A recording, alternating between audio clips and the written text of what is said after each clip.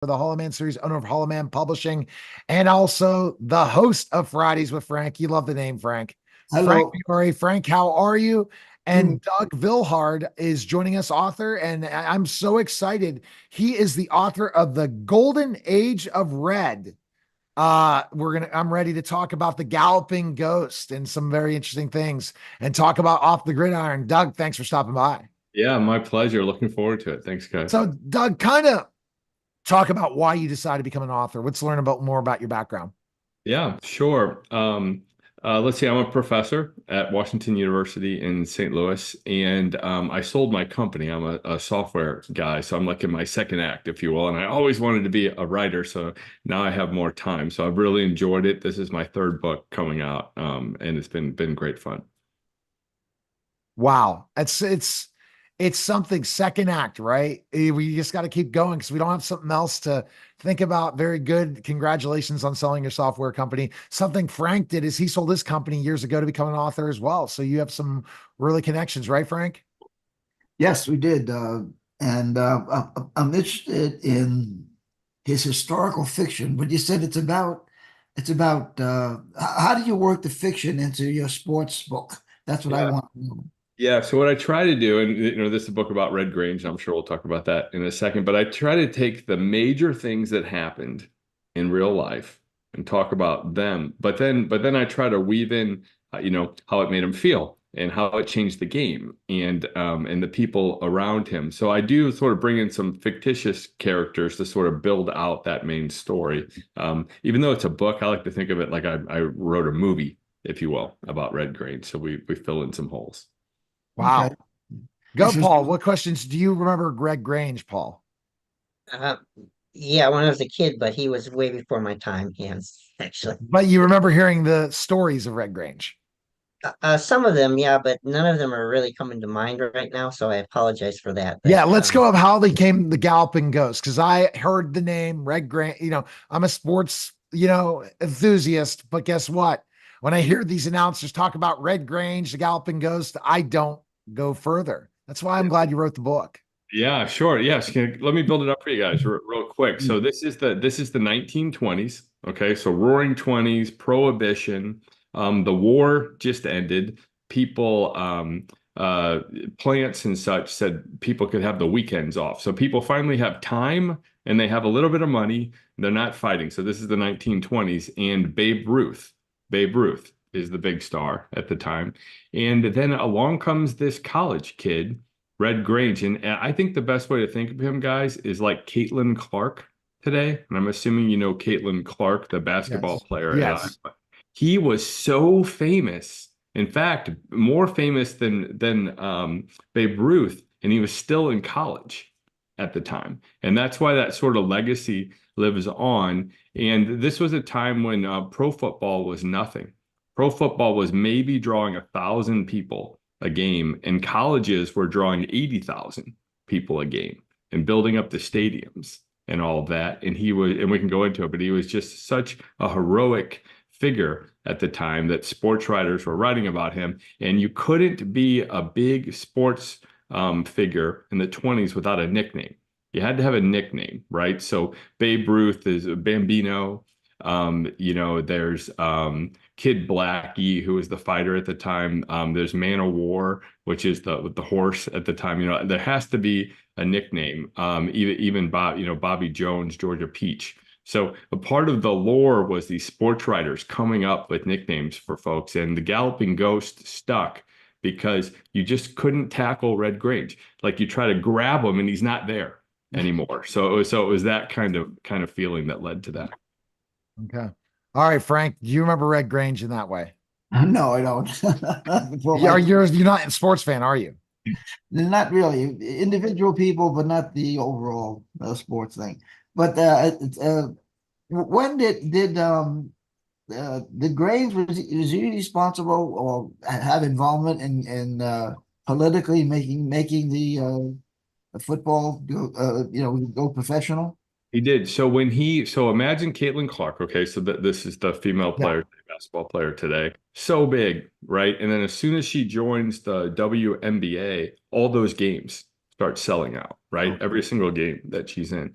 So what happened with Red Grange was as he was finishing his senior year, most kids then would like get a job, insurance or something like that. And here's this NFL league that is doing nothing. And he's really persuaded to give that a shot. And then bam, all the NFL stadiums start selling out to see the Galloping Ghost. So he's really, really credited not just being a great college player, but putting the NFL on the map at that time too. And it's the 100-year anniversary this fall and I can talk about it, a big game that he had that made him so famous. Yeah. So tell us. Yeah. So in October 18th, 1924, okay, right. And we're in 2024. So our October 18th coming up will be the 100-year. Illinois is playing Michigan. Okay. Michigan is the national champions. Michigan hasn't lost in 2 years. Michigan hasn't given up but 4 touchdowns in 2 years. And they're coming in to play Illinois at their big stadium dedication. 67,000 people. And guess what? That's happening this fall too. Michigan is the national champion and they're coming to Illinois to play the same game 100 years later. So we'll see if it happens again. But opening kickoff comes to Red Grange. They know he's a good player. Michigan's amazing. They know he's good. What does he do? Runs it back for a touchdown, right? And that's that happens. That's kind of spectacular. But then it was the strategy at the time. Michigan, instead of receiving the ball, elected to kick off again. They really liked field position then. It's a little bit of a different game. Darn it, Red does it again. He does it again. He didn't run it back, but the next play he scored. And then again, and then again. 4 touchdowns in 12 minutes. And I'm holding here in my hand in 1991 what Sports Illustrated still calls today the greatest athletic feat of all time. 4 touchdowns in 12 minutes. And football was different then. He came out of the game. He was tired. You're not allowed to go back in until the second half then. And if you go out in the second half, you're out. Comes back in the second half, scores 2 more touchdowns and 2 interceptions. Because remember, they played both sides of the ball then. So at that point, sports writers just could not stop writing about Red Grange, and still considered today to be one of the most unbelievable athletic feats in a single game. And that 100-year anniversary is coming up. That's fantastic. It's a great story. And I'm intrigued now to go ahead and watch, to read more about Red Grange, but it's interesting. He made the NFL in so many ways. Frank, I didn't know that. How do you know that story? No, well, the movie, there was a couple of movies that were out about that. One of them was with forget his name, and it was early football, and I can't remember the big star. He was in it, and there was one recently called Leatherheads with George. Leatherheads. There you go, Leatherheads, right? And so that's where I learned a little bit about the history of how the NFL got involved, and some of the shenanigans they had to do in order to make it come together. I don't think, but there was a character in there that was very good. But that it wasn't Grange. It was in Leatherheads. It's totally this story, but they changed the names and made it fictional. But it really follows the same thing. Yeah. Yes. So here's my only remembrance of Red Grange. I'm gonna interrupt, but I'm trying to be funny in this. Okay. So I'm in high school. Okay. And my friends were listening to this one teacher, I think it's Mr. Malinchek or something like that. And he always talked about Red Grange. So Brandon, George, and I, we were at Sarah Catholic, and we always rip on Red Grange, the Galloping Ghost. And how would a Galloping Ghost do this? And go figure, we have this conversation. And I'm probably as old as that guy now, right? Go figure. But that's the story, because I mean, that's what they always talk about in the shows, the Galloping Ghost and different things. And how has the feedback of your book gone? Because you wrote about this, right? Because there is a fan base of Red Grange. There is, and that's been really fun to tap into, especially with the 100-year anniversary, of course. But the other part of the story, which I think you guys will like too, not only was he such a big deal, but he stumbled into this theater owner in Champaign, who today we know as C.C. Pyle. That means nothing to you, except for this. He became America's first sports agent. So Red Grange had the first agent. And I'll tell you what happened in a second, but he was so successful, they banned sports agents from 1920s until 1960s. Because what happened was He negotiated a deal with the Bears for Red. At the time, the Bears players were getting about $50 a game, 50. And the Bears owner, George Halas, said, Red, you're awesome. We'll pay you 500. And the sports agent said, that's a good place to start. But I was thinking half. And the Bears owner is like, I'm half of what? And he said, half the gate. He said, you're drawing 1,000 people right now. If Red brings in 70,000, let's split the difference. So Red Grange had the biggest sports contract, I think in the history, at half the gate. And that's just another amazing part of this story too, that people like to talk about, the business side of Yeah, it. no doubt. I mean, wow. And the business side, and where it happened in Red Grange's career in the NFL. So that's the other interesting thing about him. We know Babe Ruth because of his heroics as a pro player, right? And same way with boxers and golfers and Tiger Woods and everybody else. Red gets into the pro game, has a successful season, then decides his agent decides he's too big to be a player on a team. He should own a team. And then they decide he's too big to own a team. He should own the whole league.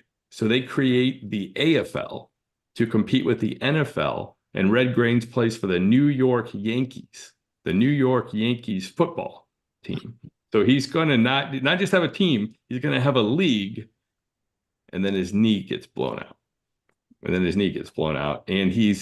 he has another 6-7 years in the pros. He goes back to play. His league folds, his team folds. He goes back to playing for the Bears. And he says, at that point I was an average. He's a great player, better than us, but he was an average player after he hurt his knee. And that's why you guys are struggling to, like, him, but you don't really know him. It's because of the knee injury.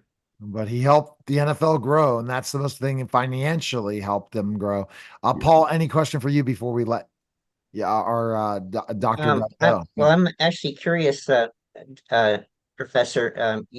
Do you actually teach sports or related sports somehow at WashU? Yeah, I'm so glad you asked. Actually, I teach entrepreneurship. So it was the sports agent that drew my attention. You're right. Someone that could negotiate half the gate and put the NFL on the map drew my attention. And when they had the first NFL Hall of Fame class, I think there were like 19 people. Red was one of them, and it wasn't so much for his football player, but it was for putting, economically putting this league on the map. So yeah, that's what the business side drew me to it. All right. Well, very, very fascinating. Best place people can pick up the book, and give the name for everyone so people can pick it up. Where can they go? Yeah, the Golden Age of Red. You can search for it on Amazon. It comes out on 9/3. And let's see if an Illinois player runs the ball back on that kickoff against Michigan. We'll see if history repeats itself. That'd be incredible. All right. Well, we appreciate it. Thanks again, Doug. Okay. Thank you all. All right. That's a special simulcast of the Neil Haley